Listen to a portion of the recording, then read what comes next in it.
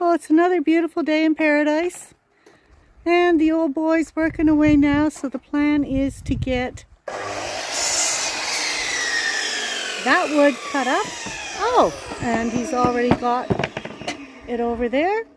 Yeah. Get things cleaned up. The old decking to the right, and then the new decking that they put on, no good, to the left. And then we'll cut up some hardwood, and then Charna will be able to just go boom, boom, boom, boom when she builds her fire.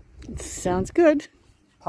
And my job today is to look at the plethora, how's that for a word? The plethora of plants here that Yoda, God lover, has potted for me. I had asked her for the split leaf philodendron, which is in here, and maybe if she could do a few cuttings of some of her other stuff, and they've done all of this. So now I'm trying to get them planted and figure out where to put them. Most of them are shade loving, and unfortunately most of our areas get heaps of sun, but a lot of them will do well in the house, which will be nice because I'd like to have some house plants for a change. And our lovely neighbor Mark next door is wonderful. He'll come and water things while we're away. So yeah, so this is the thing today, and she's even put instructions on each of them, what they are, what type of weather they like, etc., sun, blah blah blah. And there's Georgia too, sitting there.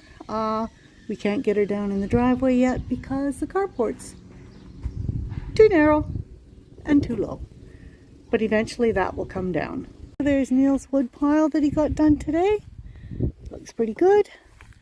That's all that's left there to do. Oh no, yeah. Yeah, but I mean of the stuff that was stacked there. Yeah. And then there's just that to do. And then Charna got all those plants from Yotta and David put in pots, and they're all under shelter, so that's good. Yeah, we'll go take a look at them. Yeah. And we're gonna have a fire, aren't we? You bet. Woohoo. And here's my effort today. And that took me most of the day, potting all of those. Some of them I'm not too sure what they are. I'm just going to take pics and send to Yotta. She labeled most of them, and she probably labeled them all, and I've lost the labels. But I mean, look at all those plants. God love her. That's like there's hundreds of dollars worth there. So that's a good start for indoor and outdoor. So it's Thursday, is it today? It is. Thursday. And the temperature says 16 degrees. On our phone it says 16 degrees for Bear. Feels like 15 apparently. Yeah. But so here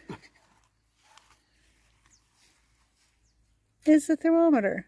I don't know if you can read that or not, but it's actually 32 degrees. In the sun. In the sun. And we got good news today. Pete, who is Dean's father-in-law, who is a very good tradesman and works with Dean occasionally. He's retired, but he just works occasionally. And he just popped in to say he can give us 2 days next week, Monday and Tuesday. So that's really good news. That's rewarding, yeah. And so today is just Neil's continuing to work there on getting the firewood cut up. And I'm working on flower beds. The other one. So we're having our lunch break and our little cheeky glass of sparkling Prosecco. Yes, we are. It's just so Prosecco Rosé. It's so peaceful, isn't it? Mm-hmm. So we're not entirely sure what that was. We know that the UV has destroyed the plastic because it just crumbles. It's like a little pea gravelly something or other. Yeah, so we're just going to see how Neil goes with trying to pick it up. Put it on the pile of stuff for Dean to take, but I don't have much faith in this container. Let's see. Ooh. Okay. Oh, wow. Now it's falling apart. Now it'll fall apart. But at least you got it on there. Yeah. Well, it's extremely cold today. There were warnings of high winds, which is happening. And last night I woke up hearing a crash, and what sounded to me like breaking glass, and didn't know what it was. And here's what it was. So don't know how much damage is done. Hasn't broken any glass. No, and thankfully the handle's up high enough that it didn't hit the metal. So what we may do... Just a sec, I'll come around. And those doors have been sitting like that for months. Yeah. So what I'm going to do is back Tony out, and then we'll put the doors down on the sides, because we've got more room now. Yeah. Just so... So, do you know if it's smashed in the side of Tony? I haven't looked yet today.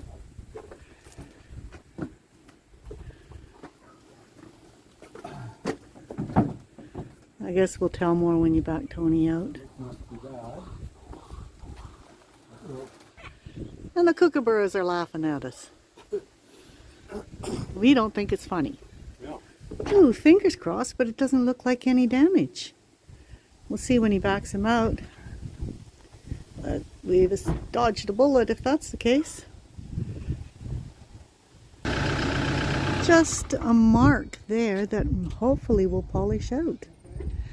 There's a mark here. I don't know. You might be able to polish it out. Yeah. What do you think? Right there? Yeah, that might come out polish. Well, we dodged a bullet. But it is so miserably cold compared to the warmer days that we've had the last while. On the deck. Okay, am I okay to go work on my bread? Yeah. I'm trying to make an old recipe that we used to have as kids, and it was an oatmeal molasses bread, and I found it in a little cookbook that my dad wrote out for me. And this is the old cookbook that my dad hand wrote out for me and gave me for Christmas, oh my God, years and years ago. And they're just all our favorite. Oh, it was 1979. All his favorite recipes. And so that goes to Caleb when I'm gone. But true dad fashion, when he did it, he's written down some of the ingredients, but not all. So in the ingredients for the oatmeal molasses bread, he doesn't mention any shortening, but in the instructions he says to add the melted shortening. So I've just sort of winged it, and again too, these are Canadian from, well, obviously a long time ago, and calls for 2 envelopes of yeast. I have no idea what size that would be, so I've just taken a guess on that as well. But it doesn't appear to it somehow. Well, I've kneaded it for about 10 minutes, maybe 12, and we'll go put it on top of the stove into a nice warm place to try rise again. Hopefully it will rise to double in bulk. We'll see, though I'm not holding my breath. So here's a nice warm place for it to rise. I'll cover it with a tea towel. And now, fingers crossed, in an hour it will have risen. That's the plan anyway. So here's the final result. It did rise, not to double in size, probably about 3/4 in size. So we'll see what it tastes like. But it is a heavy bread, so it wouldn't rise fully like most breads do. So we'll see. So the old boy is going to check it out and give the verdict. I like it. Do you? Oh, good. Alrighty. That's good news. Well, bugger. Some of these are looking good and some not so good. That one looks very, very sad. We had a huge frost last night, and I don't know if the cold has just said, they've just gone, no, don't like it, not going to survive. Not sure what to do with them. I think I'll just leave them for a few days and see if they bounce back. That one, I'm pretty sure it's the cold has got them. They were protected from the frost here because they're under cover, but maybe it's just the extreme cold. They just went, eh. Yesterday, I didn't like the cold, so I can't blame them.